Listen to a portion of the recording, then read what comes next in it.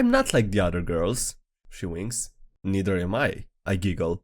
Both of us remove our trench coats, revealing 4 kobolds stacked under each. No, not again, the waiter cries, grabbing a broom. All 8 of us snatch as many breadsticks as our tiny arms will hold, bungling out the back door on hind legs, chittering into the night. Hey everybody, SkyDieRay here, welcome to another D&D memes video. Unfortunately there's a drought and famine inbound. Jesus Christ, I'm sure we can avoid that if you smash the like video on the like button on the video. Only takes a second, helps out, and you know, we can avoid this unfortunate situation. Jesus Christ. Also, if you're not yet subscribed to the channel, consider doing so as well. It only takes a second, you can undo it later if you want. So yeah, thanks so much for that, for both of those. And with that being said, I hope you enjoyed the video. First MTG and now D&D. Wow, I have way too much money. Damn it, what am I gonna do with all this money? It's literally falling out of my pocket. Won't somebody please take some of this money? So anyway, that's how I imagine our target audience. I mean, seriously, at least they're trying. CR, don't shoot, we don't support Wizards of the Coast, the community. Then why was your response so neutral and vague? D&D Beyond is one of our biggest sponsors. It would be career suicide to speak against them right now. Yeah, I don't know, I think this is more or less of a personal opinion or preference, like if you agree with this being okay or not, you know. She haunts me. So what's the draw equivalent to the N-word? Join a new D&D group. We're just waiting on one more player. The LARPer I kicked from my draw game is that player. DM is her friend and wants me to apologize for unfairly dismissing her so that she'll play in this campaign. Yeah, I don't know, I think I would just, you know, excuse myself and find another game to play, I guess, at that point, I don't know. They're afraid. Wizards of the Coast about to stream. The chat spamming #OpenDND. It's afraid, okay. They could care less about how passionate we all are. Voting with our wallets by cancelling subscriptions or not purchasing their product is what makes them listen.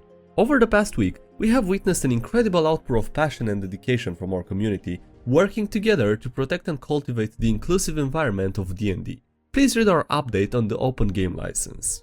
Translation: we finally realized we'd lose all of our customer base with the new OGL change, meaning less money, and we can't have that. So, to keep money flowing into our pockets, here is what we're doing. That's, no, that's accurate. That's an accurate translation, I think. RPing your stats. It sounds like the crown is the source of his powers. If we utilized our... I mean...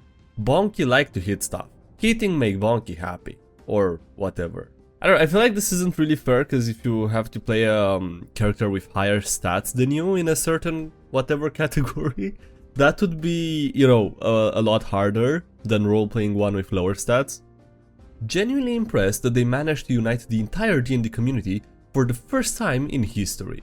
Wizards of the Coast with the LGBTQ+ community, casual players, its own employees, rules lawyers, Paizo, the dudes weirdly obsessed with racial intelligence stats, actual play podcast fans, Magic the Gathering players, artists, indie game devs, and grognards. Literally everyone here.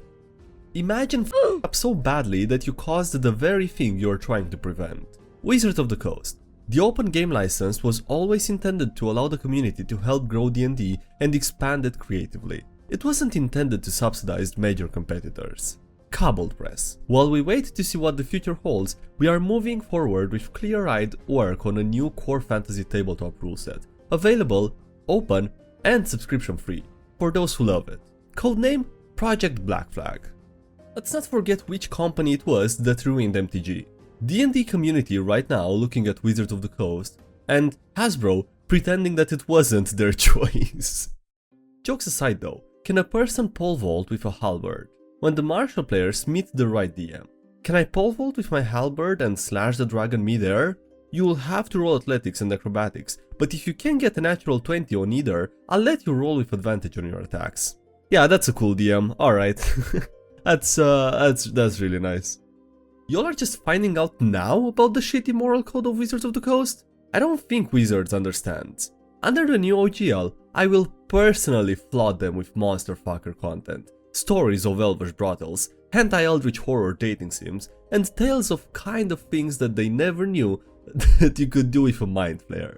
Amongst the most controversial changes in OGL 1.1, however, is the requirement that regardless of how much revenue the creator earns, they have to register their content with Wizards of the Coast and provide the company with a copy.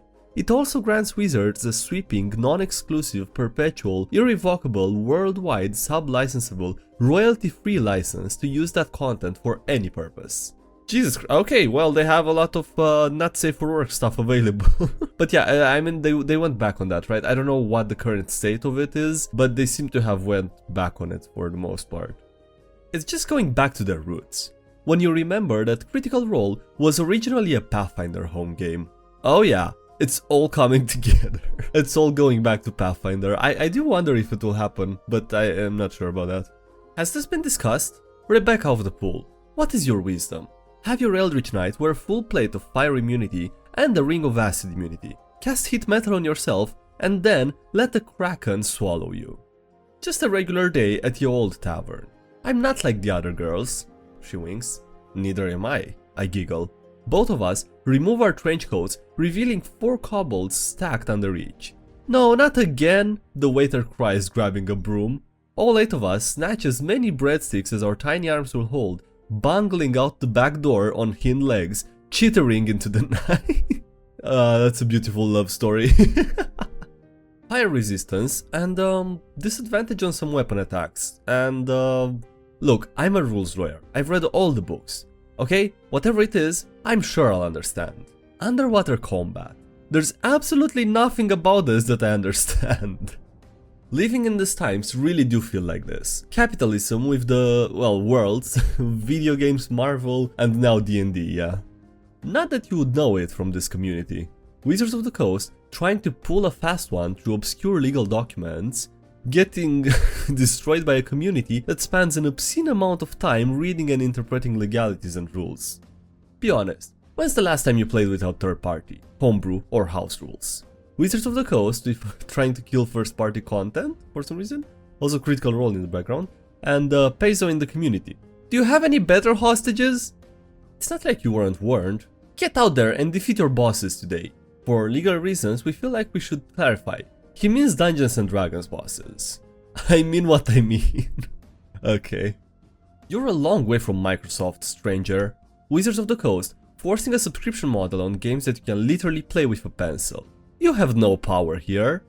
The irony is delicious. Wizards of the Coast locking down intellectual property by retroactively changing the OGL. And yeah, then there's the Tolkien estate. Seriously though, what is it called? Please help, Tiamat has my family hostage. Me, trying to remember the fighter ability that lets you make an extra attack. Wants to hear about my legally distinct Bearhawk setting. It's okay to use Wizards of the Coast ideas without paying them. They don't own anything except some proper nouns. There's a lot of D&D inspiration for magic items in the Pirates of the Caribbean films. Captain Jack Sparrow's compass is the perfect example of a D&D minor magic item. It doesn't do much throughout the film series, but it enhances the plot and shows, not tells, important information. Hashtag D&D, hashtag D&D 5th edition. Seriously, WTF is going on? It's time for you to look inward and begin asking yourself the big questions. What the hell is going on inside Critical Role? I don't know, I haven't been keeping up with the drama. Fun fact, in Pathfinder, the goddess of workers is also the goddess of revenge and wasps. I'm not going to pay the worker, they enjoyed me more than I did them. Calistria, I activate my trap card. Bees? Wizards of the Coast did the one thing we could never do, convert half the fanbase to other systems. A lot of y'all aren't giving Hasbro the credit they deserve. They managed to accomplish something that was long thought impossible. After years of folks trying to convince 5th edition players to buy their games, Hasbro came along and did it in the span of a week. Incredible. Is this what it takes for people to give Pathfinder a chance? God damn it. I just want them to be happy. Me, DMing. You find a pair of boots of speed. They give you +5 to your speed. Player. I was hoping for +10. Me. Per boot? So it is +10. There you go. This is a very nice DM. See, this is a DM I would like to play with, which is really not something that you can say about, like, I don't know, 90% of 95% of the DMs that you see in these memes and stories most of the time. Unfortunately. You're going to hear people say that they won and we lost because making your voices heard forced us to change our plans. Those people will only be half right. They won and so did we. our plan was always to solicit the input of our community before any update to the OGL. Wizards of the Coast. Guys, look, I'm such a f***hole. Jokes on them, I was only pretending.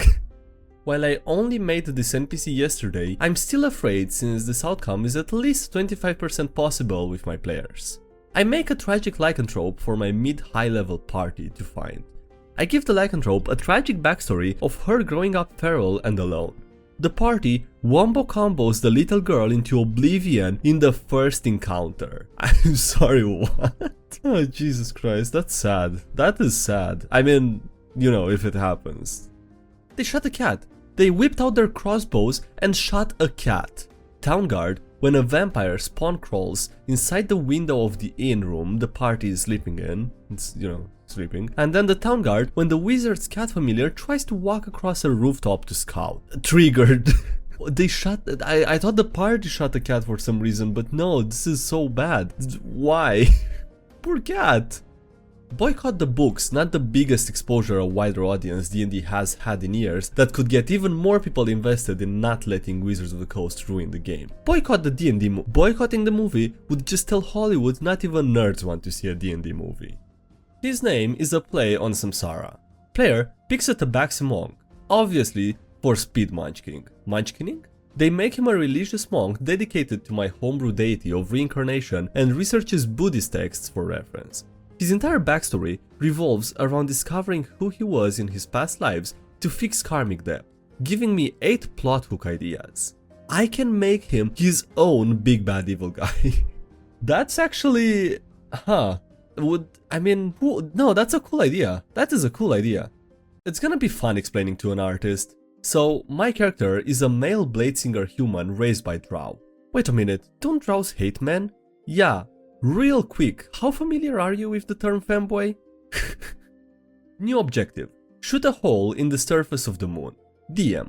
Oh yeah, just a heads up, there's only one mimic in my campaign. A few sessions later. NPC. You know, when I stare at the moon, it sometimes stares back. The PCs. You what? I mean, okay, yeah, you can make the moon a mimic, but how? What would that even imply? What would that even accomplish? What does that mean? What does the moon being a mimic even mean? How does that change the campaign? Basically me the last few days. Reading a new RPG rulebook after Wizards everything up. It makes no damn sense. Compels me though. This was their EA moment. Sense of pride and accomplishment from EA in 2017 are on the side of caution, Roll20 in 2018. Don't you have phones? Blizzard in 2018 as well. And then they won, and so did we. Wizards of the Coast in 2023. What a way to start the year for the company, yeah. What is happening? How many of you would like to boycott Wizards of the Coast so they change OGL 1.1 and don't increase monetization of D&D? I would, great idea, yeah, that's it. And who would like to just do the opposite? Buying tickets to the D&D movie so D&D gets more attention from major companies. Oh, cool, me, cool, yeah, that's what I want. So you want to boycott a company for trying to increase monetization while also supporting a major expansion of its main franchise? That's right, yeah, good. And also, you should win things by watching. Where are the really big boys? I want a fight like in Shadow of the Colossus. DM. The Primal Titan is too big for your petty force cage. DMG, page 251. The Gargantuan size, okay. 16 squares or more, which is a 4x4, and or 12 hexes or more in hexes. Okay, that's a lot. That's a lot of space. Jesus Christ, it can be bigger than that. So yeah, it can be as big as you want, I guess. Alright, on that note, that's gonna be it for today's video. So thanks for watching, I hope you enjoyed. Don't forget to like the video and subscribe for more if you haven't already. Also, thank you to everyone supporting the channel on Patreon and also YouTubers, so thanks so much for those. Links below if you wanna check them out, it's the social media, Discord, and anything else. And yeah, that's it. Thanks again for watching, I'll see you next time. Have a great day, bye.